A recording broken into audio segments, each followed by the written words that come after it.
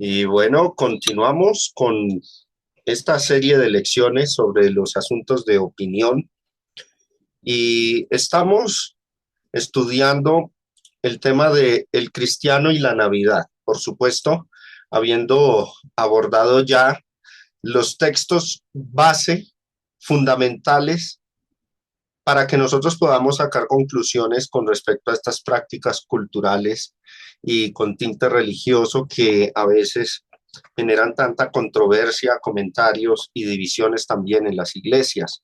Y por ello el propósito mío es de que esta problemática cese, por lo menos en nuestra congregación local en San Antonio, donde sirvo al Señor.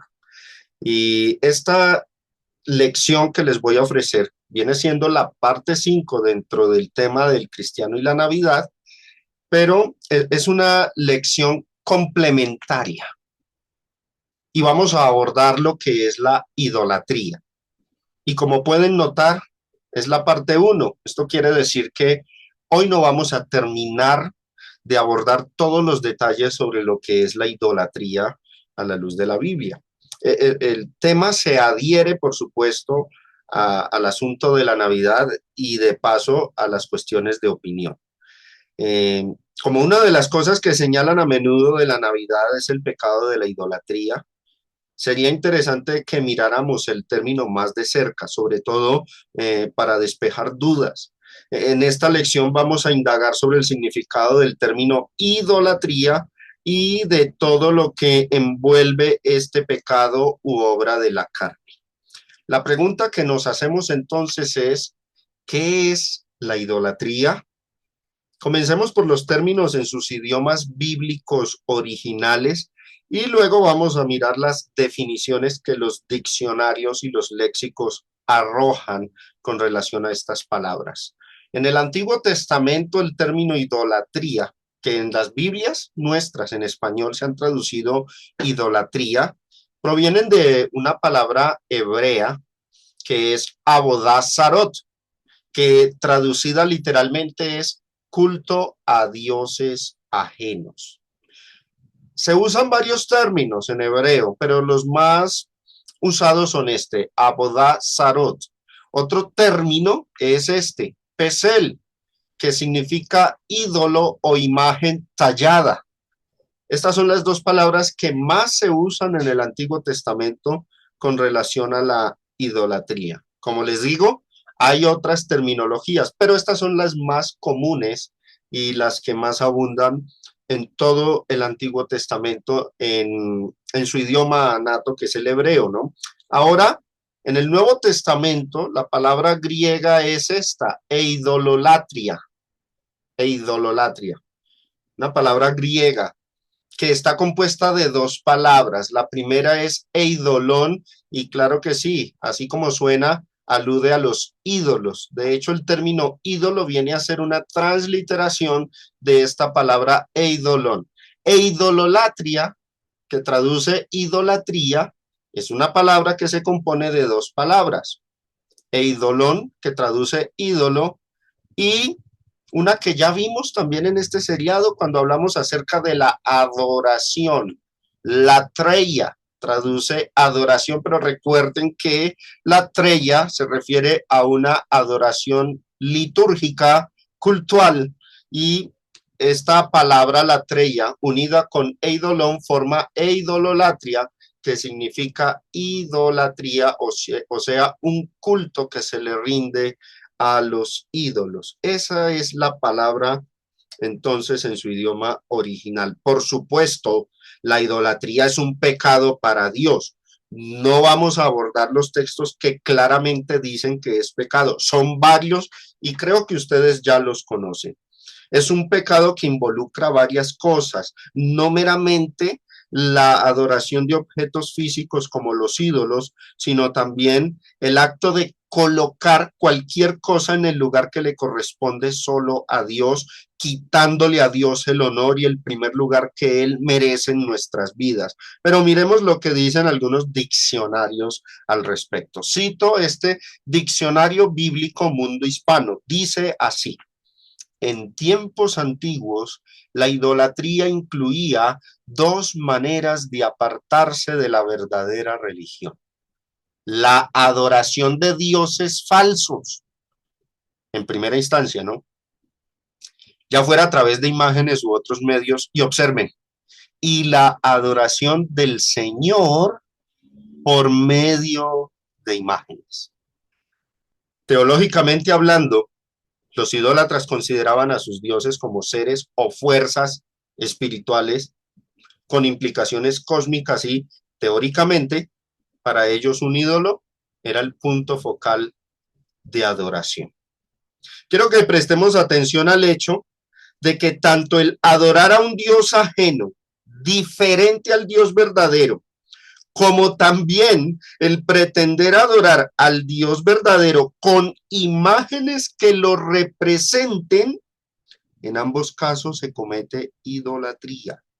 El nuevo diccionario de la Biblia define el término idolatría de la siguiente manera. Miremos lo que dice: acto de adoración a un objeto o sujeto que sustituye a Dios.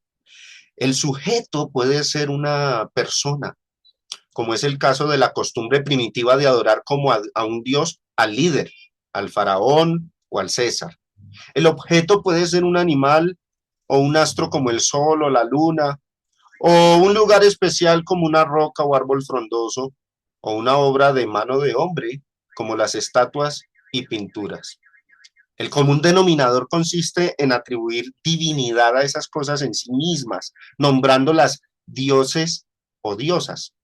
Ahora voy a resaltar esto, pero también es idolatría la adoración de una representación de la divinidad, aun cuando se diga que es la de Dios mismo. O sea, en resumen, la idolatría se puede manifestar de tres maneras. Primera, cuando se adora a un Dios falso usando un ídolo, rindiéndole culto, honores, veneración o servicio litúrgico.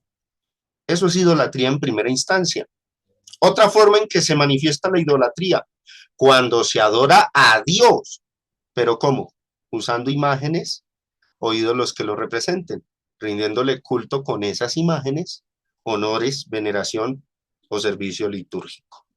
Y en un sentido moral, cuando se ama cualquier cosa por encima de Dios. Desde esta perspectiva, la Biblia enseña, por ejemplo, que la avaricia o el amor al dinero es idolatría. Ahí está el pasaje. Colosenses capítulo 3, en el versículo 5 dice: haced morir pues lo terrenal en vosotros, fornicación, impureza, pasiones desordenadas, malos deseos y avaricia, y ahí dice que es idolatría. Este comentario, este diccionario teológico, el Dios cristiano, miren lo que dice.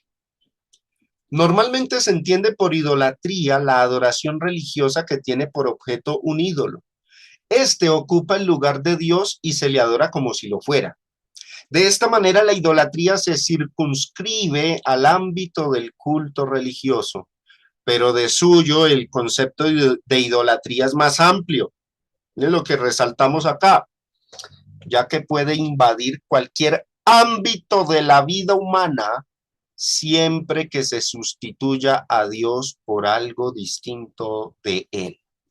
Así pues, una buena definición sería: la idolatría es la absolutización de cualquier realidad creada o de cualquier producto de nuestra imaginación cuando el hombre adopta ante ellos una actitud de temor, de afecto o confianza absolutos.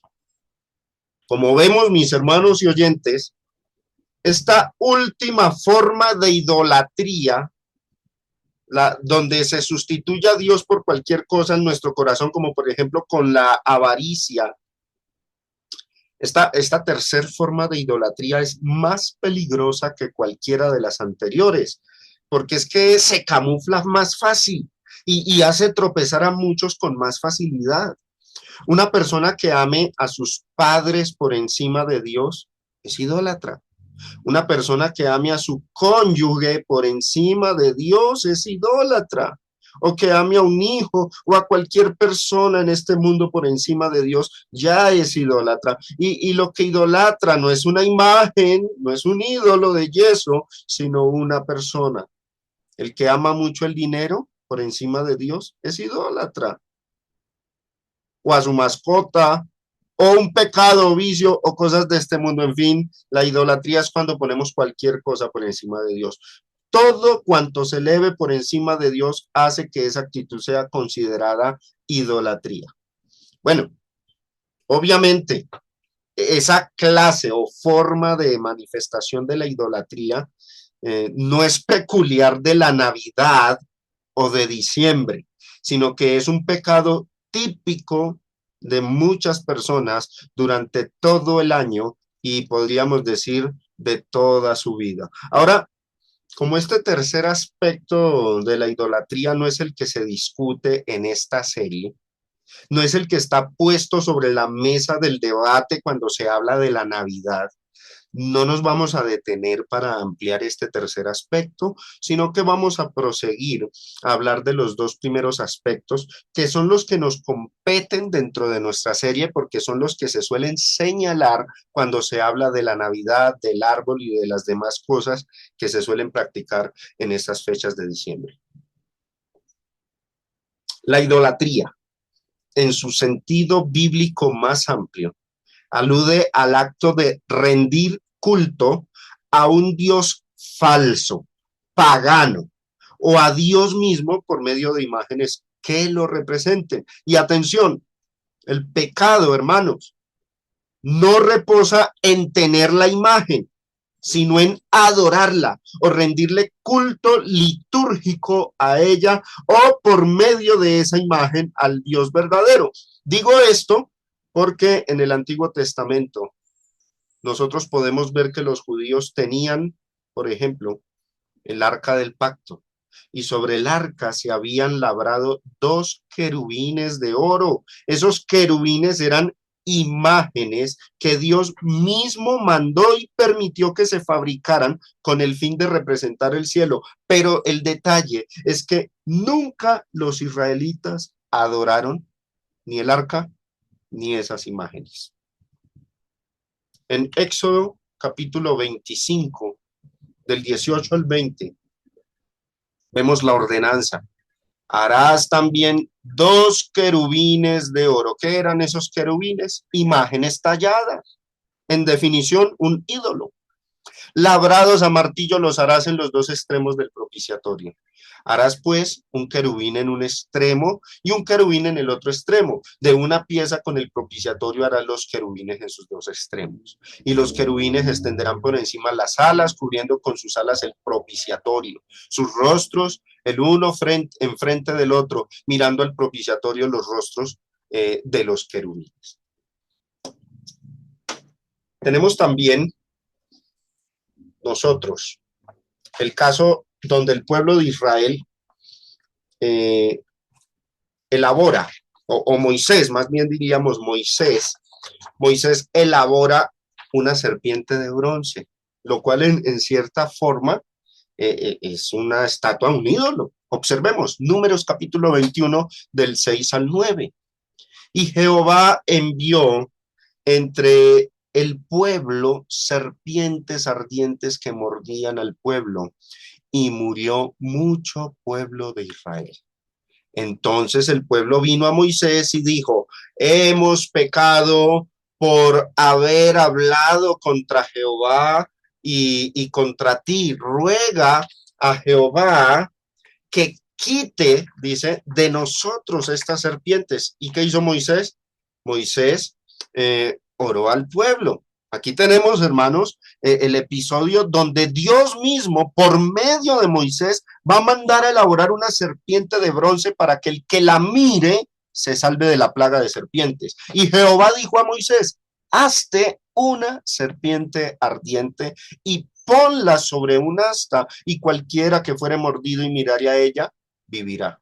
¿Qué hizo Moisés? Por supuesto, obedeció a Dios. Y Moisés hizo una serpiente de bronce y la puso sobre una asta. Y cuando alguna serpiente mordía a alguno, miraba a la serpiente de bronce y vivía. El pueblo de Israel, después de este episodio, conservó la serpiente de bronce por años y jamás veremos en la Biblia que Dios los castigara o señalara de ser idólatras por tenerla, por conservarla. Ahora, cuando Israel se dividió años después, en los días de David y Salomón, cuando se divide después, en ese periodo de tiempo, el rey Ezequías la destruyó, la serpiente de bronce. ¿Por qué? Porque para ese tiempo el pueblo sí estaba empezando a practicar la idolatría usando esa serpiente. Mire lo que dice Segunda de Reyes, capítulo 18, del 3 al 4.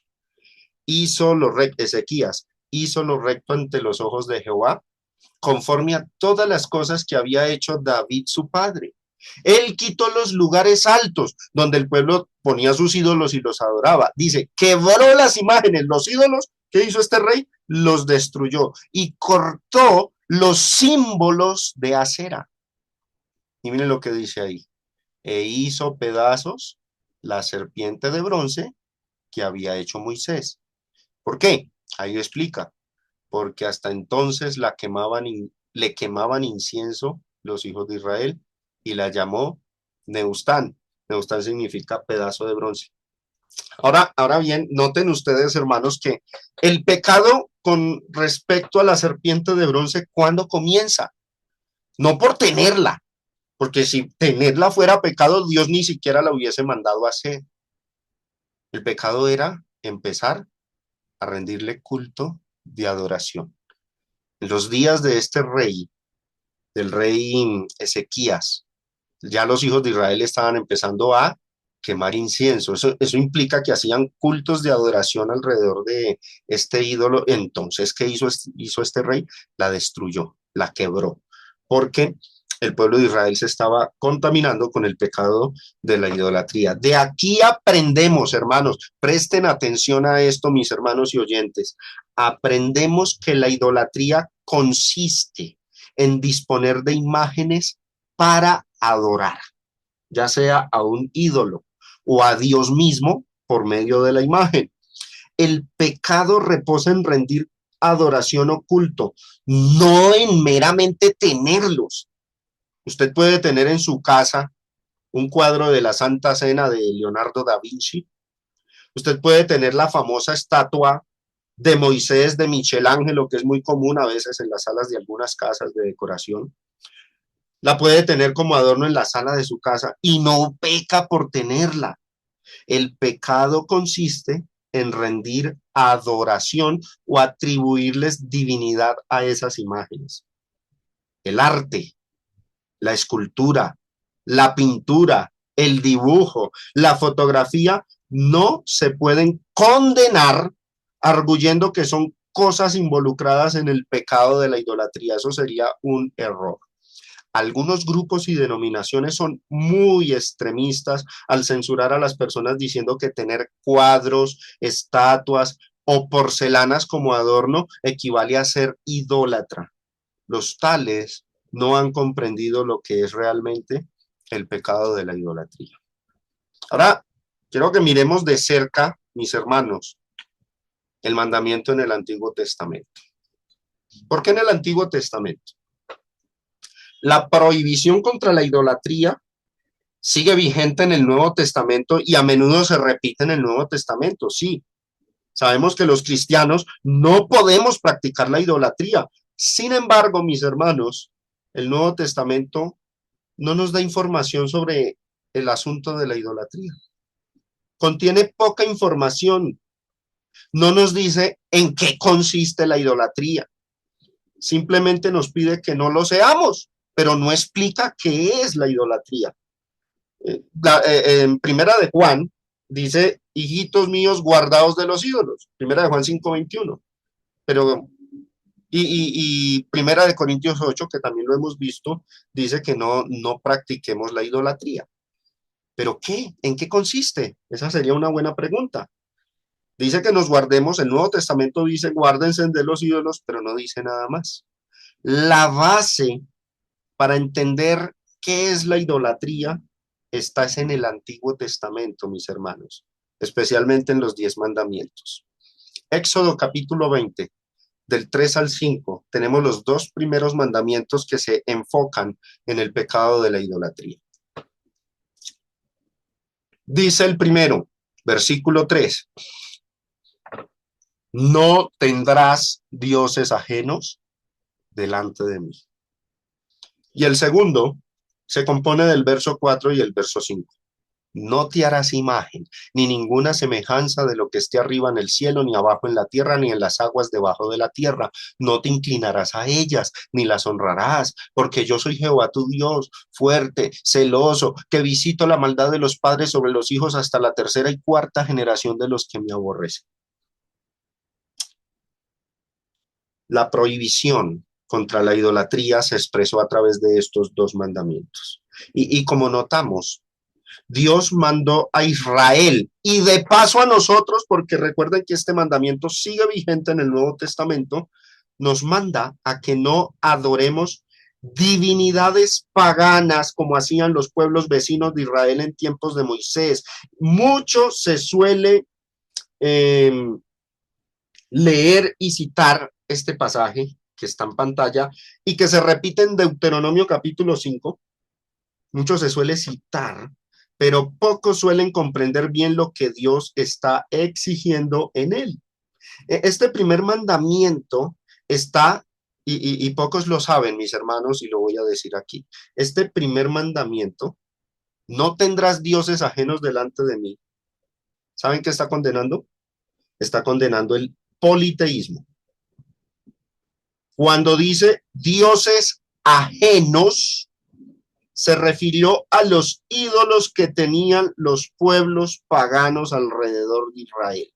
Israel no tenía que adoptar las costumbres de los pueblos vecinos ni introducir una divinidad pagana a su nación junto a Dios. Cuando dice, y esta es importante, esta frase la voy a resaltar aquí, cuando dice, delante de mí. Presten atención a ese versículo 3. Delante de mí. ¿Qué significa eso? Que no pueden poner esa divinidad falsa, ese ídolo, a la par junto a Dios, diciendo como excusa que de todas maneras están adorando a Dios, pero que también iban a adorar a otros dioses, como estaba sucediendo con los cristianos en Corinto. Adoraban a Dios, salían del culto y se iban a adorar a otros dioses. Eso es politeísmo y es lo que el primer mandamiento de la ley condena, el politeísmo. Este comentarista, Adam Clarke, en su comentario a la Biblia, explicó con detalle lo que significa este primer mandamiento de la ley. Dice, delante de mí significa lado a lado conmigo o en adición a mí. Dios no esperaba que Israel lo abandonara. Él sabía que el peligro estaba en otra dirección, la de ponerlo a la par con otros dioses. Este mandamiento subraya o resalta, ¿qué cosa? El monoteísmo estricto del judaísmo y el cristianismo. Es decir, este mandamiento censura, prohíbe el politeísmo. No tendrás dioses ajenos delante de mí, es no practicar el politeísmo y de paso la idolatría. Ahora, miremos el segundo mandamiento, versículo 4. El segundo mandamiento que a menudo es entendido como si fuera el mismo que el primero, pero obviamente es diferente, ¿no? Observémoslo, miremoslo más de cerca. Lo voy a resaltar ahí. No te harás imagen ni ninguna semejanza de lo que esté arriba en el cielo, ni abajo en la tierra, ni en las aguas debajo de la tierra. Y se extiende hasta el versículo 5, ¿no? No te inclinarás a ellas ni las honrarás, porque yo soy Jehová tu Dios, fuerte, celoso, que visito la maldad de los padres sobre los hijos hasta la tercera y cuarta generación de los que me aborrecen. Es importante, hermanos y oyentes, que entendamos que ese no te harás, leámoslo bien, no te harás imagen.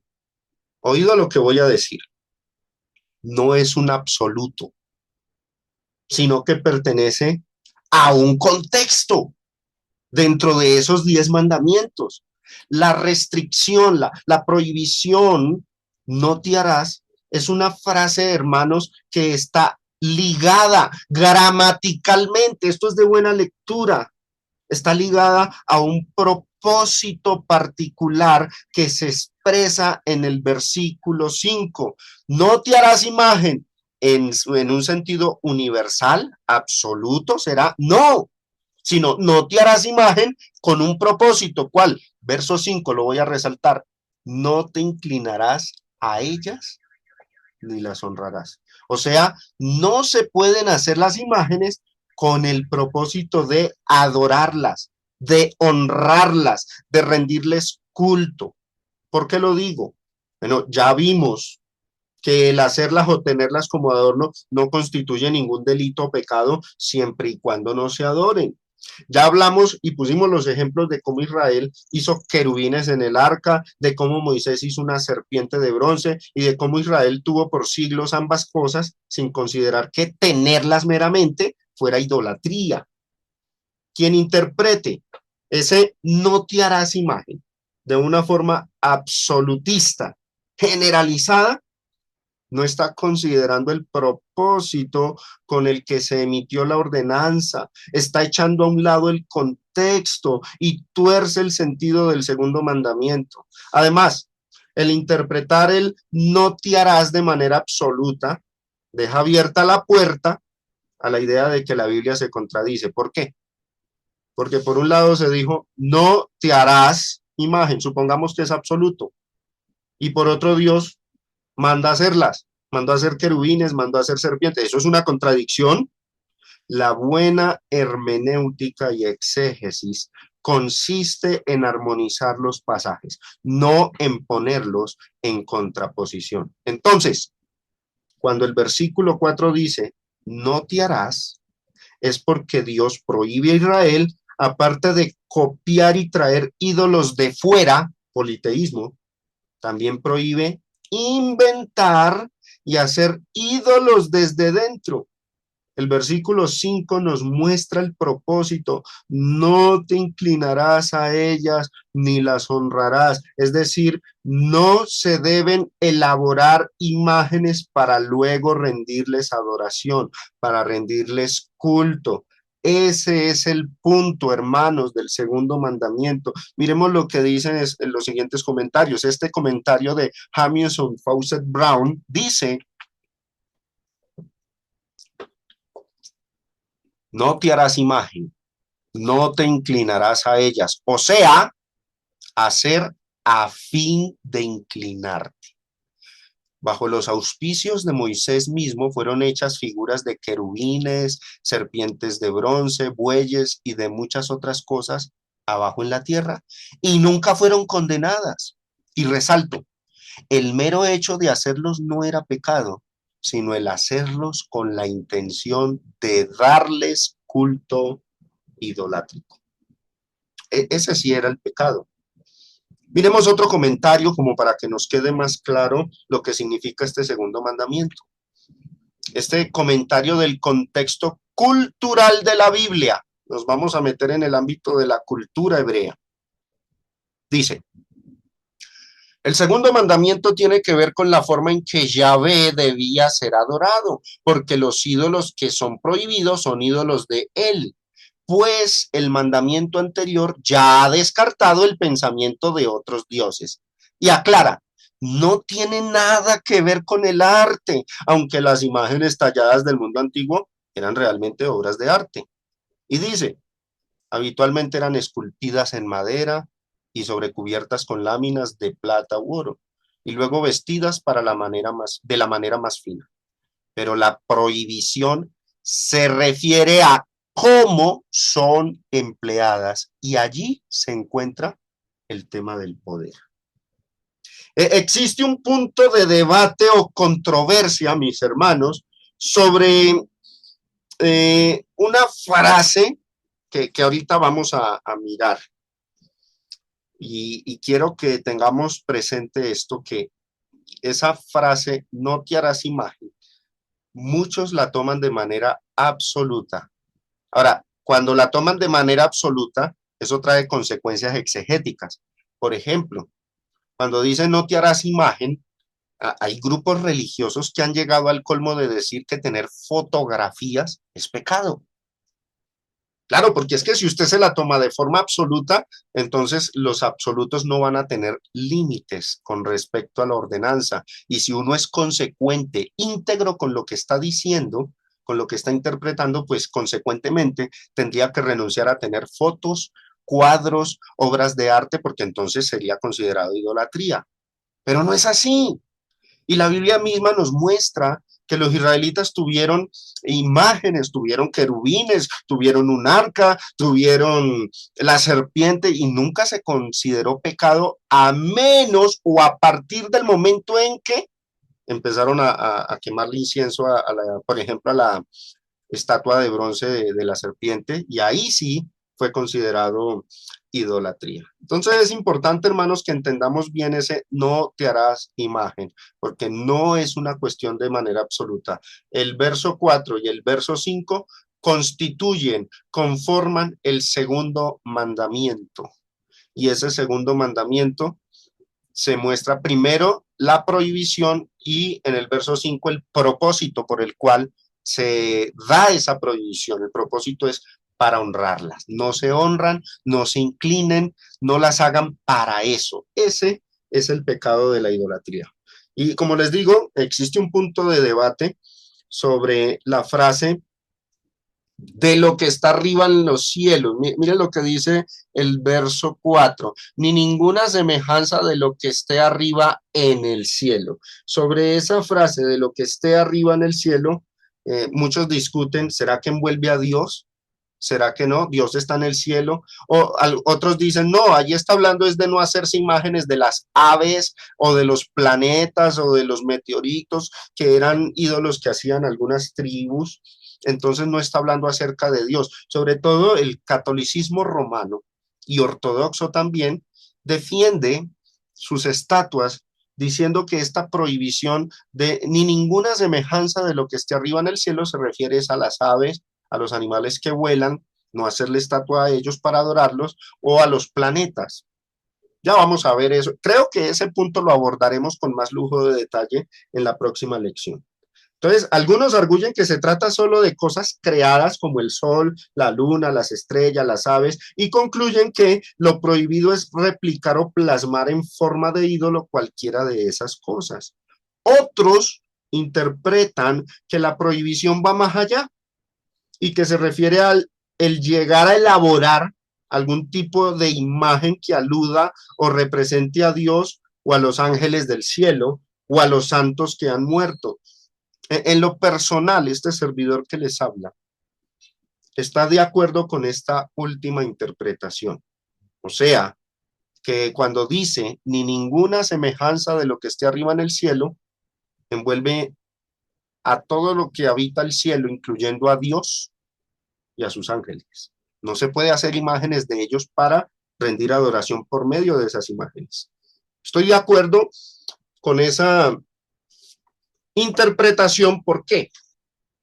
Porque cuando este mandamiento se dio, cuando este segundo mandamiento se pronunció, resulta que los israelitas comprendieron lo que implicaba y lo que entendieron ellos que fue que estaba prohibido hacer una imagen o figura, aunque esa imagen representara a Dios mismo o a los ángeles del cielo. Yo no creo que el segundo mandamiento se limite simplemente a seres como las aves o cosas como el sol, la luna y las estrellas. El hecho de que el Nuevo Testamento nos indique que una de las prácticas idólatras que hicieron los gentiles fue rendirle culto a los ángeles, eso demuestra que el segundo mandamiento cobijaba también la idea de hacerse representaciones de la deidad o de los seres celestiales con el fin de adorarlos.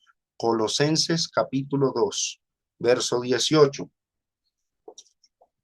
Nadie os prive de vuestro premio afectando humildad y ¿qué practicaban los gentiles? Culto a los ángeles, entremetiéndose en lo que no ha visto, vanamente hinchado por su propia mente carnal. Es más, en el libro de los Hechos se nos amplía la idea de que hacerse imágenes que representen a Dios es considerado idolatría.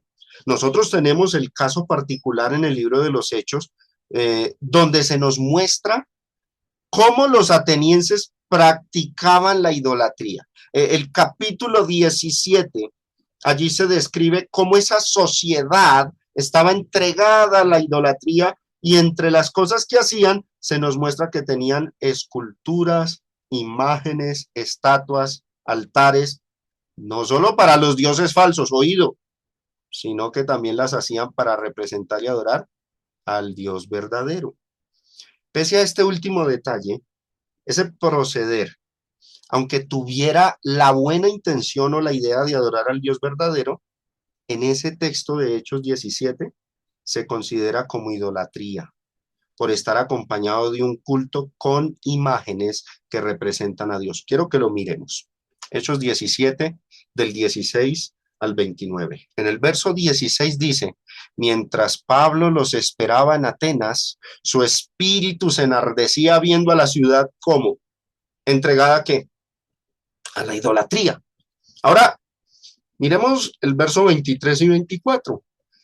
Les dijo Pablo, porque pasando y mirando vuestros santuarios, ¿qué tenían ellos en sus santuarios? Ídolos. Hallé también un altar en el cual estaba esta inscripción, al Dios no conocido. Oído, ¿qué tenían los atenienses allí? Un altar, por supuesto con su ídolo. Y ese ídolo no representaba a una divinidad pagana, no, representaba al Dios verdadero. Dice Pablo, al que vosotros adoráis aquí con este ídolo, pues sin conocerle, es a quien yo os anuncio. Pero si usted lee el verso 16, eso que estaban haciendo, aquí en el verso 16 dice, era idolatría. Le sigue diciendo Pablo, el Dios que hizo el mundo y todas las cosas que en él hay, siendo Señor del cielo y de la tierra, no habita en templos hechos por manos humanas. Les empezó a explicar. Ahora, observen lo que dice el verso 29. Siendo pues linaje de Dios. Miren la corrección, el correctivo que les hace Pablo a esta comunidad idólatra que a pesar de su politeísmo estaban adorando al Dios verdadero.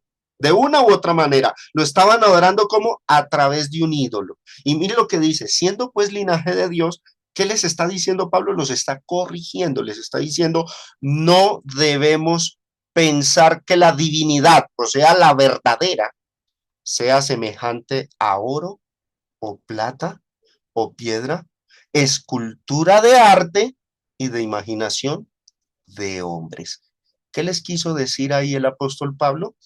Que al verdadero Dios no se le adora por medio de esculturas que lo representen, porque eso es idolatría. Es más, el verso que sigue, el verso 30 dice, pero Dios, porque continúa el tema, habiendo pasado por alto los tiempos de esta ignorancia. ¿Ignorancia con respecto a qué? A la idolatría. Ignorancia con respecto al conocimiento del verdadero Dios y su naturaleza.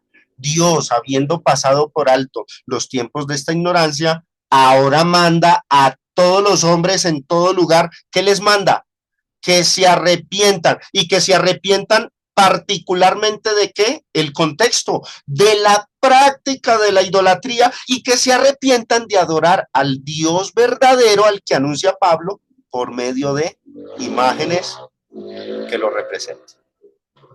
Entonces, la Biblia nos muestra con claridad que la idolatría no es solamente adorar un ídolo fuera del Dios verdadero, sino adorar al Dios verdadero por medio de imágenes que lo representen, usándolas en cultos de adoración. Eso es idolatría. El problema que tenemos con las traducciones de la Biblia en español es que los traductores suelen a veces añadirles a los textos palabras complementarias con el fin de ofrecerle al lector una mejor lectura. Sin embargo, palabras como lo que esté arriba, lo que está arriba, ¿sí? Ahí en Éxodo 20, volvemos a la izquierda, Éxodo 24, ni ninguna cosa o semejanza de lo que esté arriba en el cielo. En realidad, esa frase de lo que esté arriba, esa frase no está en el texto hebreo. Esa fue una frase que la editorial le agregó para complementar la lectura. El original dice simple y llanamente, no harás para ti ningún ídolo del cielo. Así dice. Es más, voy a poner aquí, ahí está el texto, verso 4. No te harás imagen ni ninguna semejanza de lo que esté arriba en el cielo. Muchos se aferran a esa frase de lo que esté arriba y entonces piensan en los planetas y argumentan que no es pecado tener una imagen que represente a Jesús o a Dios y adorar a Jesús a través de esas imágenes, porque están adorando al Dios verdadero, que lo que es pecado es adorar las cosas que están arriba como las aves o los planetas y que a eso se refería el texto. Pero miremos el texto hebreo. Aquí voy a poner la transliteración. Esa transliteración que pongo en pantalla, Lo, Tajasel, Eja, Pesel, Behol, Temuná, Asher, Bashamayim, traduce así: no hacer para ti ídolo ninguno, apariencia de los cielos. No, no de lo que esté arriba, sino apariencia de los cielos. El término Samayim para los hebreos, para los judíos, evoca la idea del cielo, pero no meramente el firmamento en un sentido físico o astronómico, sino que envuelve también su sentido espiritual, aludiendo a las moradas de Dios. De igual manera sucede con la frase, y observen la que voy a resaltar ahí en el verso 4 de Éxodo 20 a la izquierda, ni abajo en la tierra. De esto tenemos mucha evidencia. Con esa frase de abajo en la tierra no se refiere a los animalitos como los topos o los gusanos que viven debajo de la tierra, no. Cuando la Biblia dice, por ejemplo, que nuestro Señor al morir fue a las partes más bajas de la tierra, Efesios 4:9, y eso de que subió, ¿qué es? Sino que también había descendido primero a las partes más bajas de la tierra. Cuando dice eso, no se está afirmando en Efesios 4 que el Señor Jesús fue sepultado en un hueco tan hondo, las partes más bajas, muy hondo, no se lo tome literal. Un hueco muy hondo que tenía kilómetros de profundidad y que llegaba hasta el núcleo del planeta traspasando la corteza terrestre. Eso sería absurdo, por supuesto. Además, recordemos que el sepulcro de nuestro Señor fue en una peña, no bajo tierra. La frase es un modismo hebreo que alude al mundo espiritual donde están las almas de los muertos, o sea, el Hades o Seol. Y ahí fue donde nuestro Señor descendió una vez murió en la cruz. También cuando resucita, se proclama que ante él toda rodilla se debe doblar, y mire lo que se dice, Filipenses 2:10, para que en el nombre de Jesús se doble toda rodilla de los que están en los cielos y en la tierra, y ahí que dice, y debajo de la tierra. Por supuesto, ese pasaje no está enseñando, no significa que las aves y los cuerpos celestes como el sol, la luna y las estrellas deben adorar a Cristo, sino que los seres racionales y espirituales que pertenecen a la dimensión espiritual llamada los cielos, como los ángeles, deben adorar a Cristo. Y también Los seres racionales de este plano terrenal, como los humanos, los que están en la tierra, deben adorar a Cristo. Y finalmente, los seres racionales del mundo espiritual referidos como los que están debajo de la tierra, o sea, los demonios y los espíritus de los que moran en el Hades, porque aquí se refiere al Hades o Seol, deben adorar a Cristo. Por ende, el segundo mandamiento prohíbe hacer imágenes, formas, semejanzas de cosas, tanto sea que pertenezcan a este plano terrenal como también de las que pertenecen al plano espiritual, o sea, a Dios mismo o a los ángeles del cielo o los demonios o las almas de los que han ido al Hades o Seol.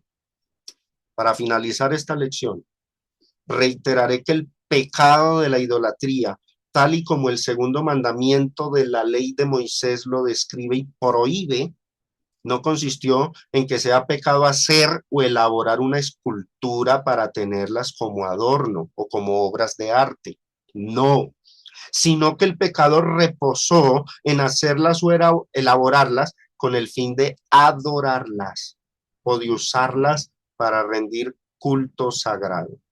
Si la imagen elaborada representa a Dios o a los ángeles o a los santos muertos, el segundo mandamiento de la ley condena eso. Al pretender adorar a Dios por medio de esas imágenes, se incurre en el pecado de la idolatría. Y leo este comentario, nuevo comentario bíblico siglo XXI. A diferencia de los pueblos contemporáneos, los israelitas no debían hacer ni adorar a representaciones visuales de su Dios, tanto en Egipto como en Canaán. Formas humanas y de animales cumplieron una función importante de representar los atributos de una deidad. Resalto aquí, cualquier intento de parte de los israelitas de representar a su Dios usando tales imágenes produciría un cuadro distorsionado de su verdadera naturaleza. El incidente del becerro de oro, capítulo 32 de Éxodo, revela tanto la necesidad de esta prohibición a la luz del deseo del pueblo de tener una imagen visual de Jehová, como de las serias consecuencias de hacer caso omiso de este mandamiento. Vamos a dejar hasta aquí esta parte adjunta, esta lección complementaria sobre la idolatría.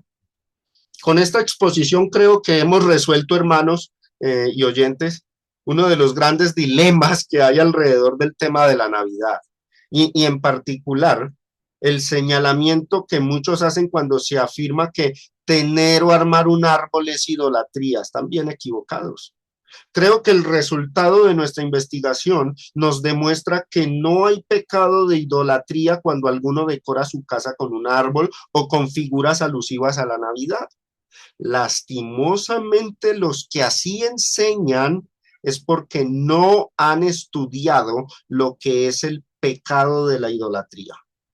Yo espero que lo expuesto hasta ahora haya servido para resolver también muchas otras dudas que se generan con temas alusivos a la Navidad, como lo es, por ejemplo, la cuestión del pesebre o el poner en el árbol ciertas figuras que cuelgan como angelitos y figuritas de plástico, etcétera. Lo que hemos visto creo que resuelve en gran parte estas inquietudes que se han generado en muchos por mucho tiempo. Ahora, por otra parte, aclaro que no terminamos aún con todos los detalles sobre lo que envuelve el pecado de la idolatría. En la próxima lección vamos a abordar otros detalles que nos quedan pendientes por estudiar, como por ejemplo, sabemos que no es pecado entonces tener un pesebre, pero la pregunta, ¿conviene que un cristiano arme un pesebre en su casa?